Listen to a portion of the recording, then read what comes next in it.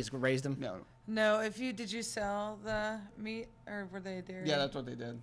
Yeah, they have to be transported. You can't like slaughter your own. Like you have to be a licensed slaughterhouse or something. You could bring somebody in or something. Yeah.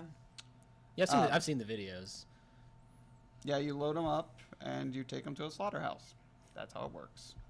That how it works? That's how it works. So. Step 1, load them up. Step 2, slaughterhouse. Step 3, meat.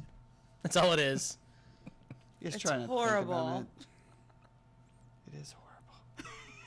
It really is. I mean, like, I have no good reason to eat meat. It's just been part of my diet ever since I was a kid. So I've tried to make it better. Like, I try to, eat tofu more. I often equate it to like we're indoctrinated into the church of meat, like because we're all born into it. It's just it's a societal thing. It's not something that you thought of as a baby. Like, oh, I can't wait to have the chicken baby food. You're like, Mom, that's what I want. Don't give me the peas, give me the chicken. I mean, we're given it at a young age, and we don't. Yep. Like, and it's so readily available to everyone, and to consciously think, I'm choosing not to do this because of my stance or whatever. It's, I mean, it takes work to make that decision and to live that life. It's not, I mean, you can't, if you want convenient food, it's not like you're going to eat French fries for a living. That's the problem. That's the problem with vegan. It's hard. It's not hard. It is hard and expensive. Oh, no, it's not hard or expensive. It seems like it. I actually... Shut down twice. I just I'm doing grad classes through the Humane Society University, and I am writing a white paper about creating vegan options in colleges, and I did a comparison chart, and actually it's $2 to $3 cheaper a day to eat vegan.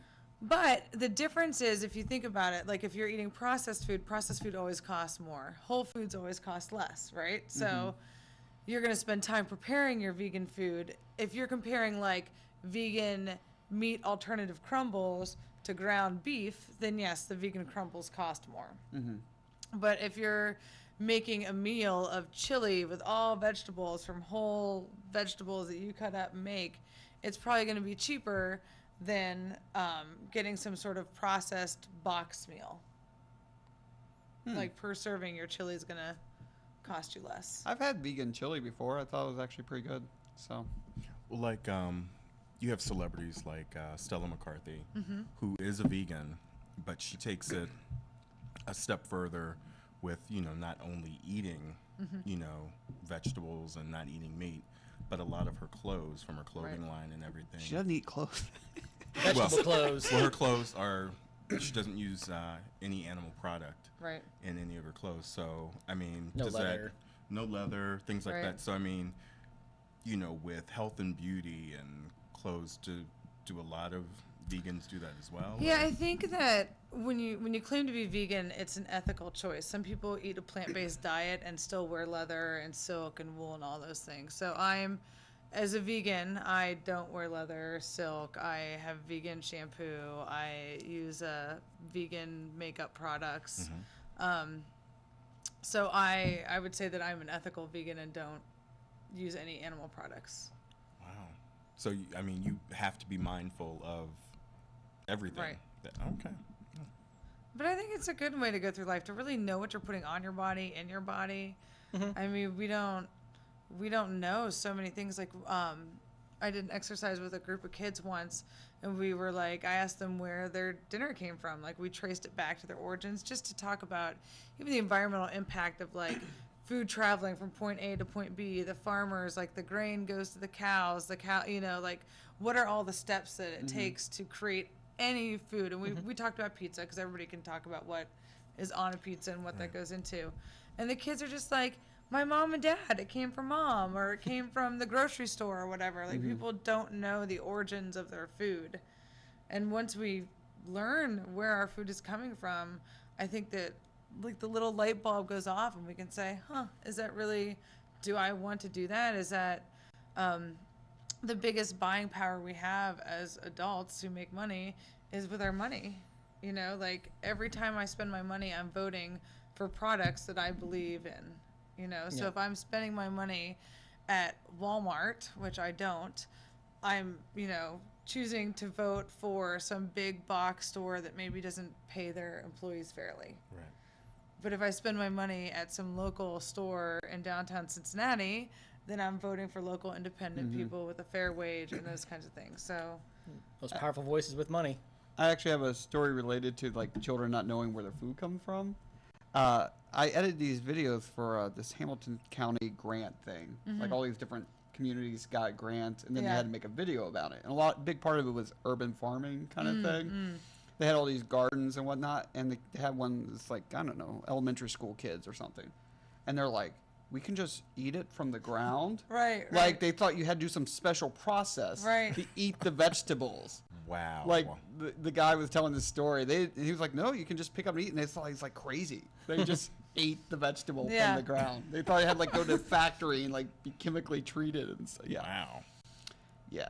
So anyway, that's why we're all gonna die. No, that's what the human race is doomed. Because we're eating processed foods and animal products that have all these hormones stuffed into them, and yeah. It's like every not time good. I listen to that Philosophy Bites podcast, and it's always about veganism or something. Because there was one guy on there that was like, he was so far past it that he wouldn't even have domesticated dogs. Right. He wouldn't have domesticated cats or dogs. And he was Oh, I like, agree with that. Salmon. Leave my dogs alone. But I'll sit there in the They're car and happy. go, I can't think of any reason not to. It really comes Right. down to, and I've tried to change it, because I mean, granted, really it's no excuse to say like if something came in and was just like, you know, if they just came Right. with this, there was no more. Something came in that was like something like greenish, but it wasn't made out of people. But it was some product that you could put into everything and make everything and just make it better. You know, I Yeah. think you'd sell people on a lot easier.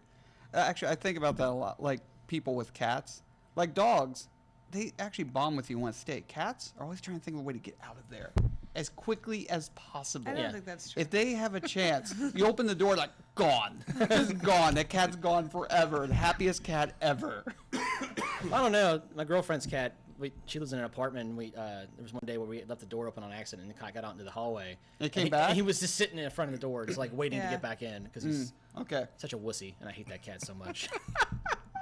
Well, there we go. I have nothing against cats. I'm not a cat person though, but I hate that cat Did so you much. see that article? Well, actually, they put cameras on cats' collars. Yeah. And just like talking about the number of animals they kill each week, like outside cats.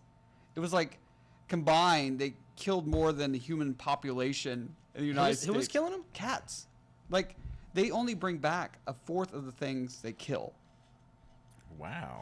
Yeah, that's an issue. They kill squirrels and birds. And Oh, stuff. Yeah. gotcha. Not Yeah. people. Yeah, I read something that's actually like controlling domesticated like cats is really important in some parts of our country because they're like reforestation's not happening because some smaller critters help pollinate and Yeah. help the entire ecosystem, and if the cats are getting out and They're killing the murdering bees. all these If I'm not mistaken, I don't know if they still do, but didn't at one time Disneyland used to have cats that were employed by them that they just let loose in the park to kill all the mice? did they pay the cats if they're The on the owner, payroll? whoever it was, or I guess they'd be the owners. I don't know. I guess it makes no sense at all. Here's your kibbles. Good job tonight. I like that the Talk to the cat mascot is a union. giant mouse. Right. Cats Go kill get the population. mouse, kitty. See them all on Mickey. I know, like he's flailing around. And they're all hanging on him. Why? We got him. Did we get our treat?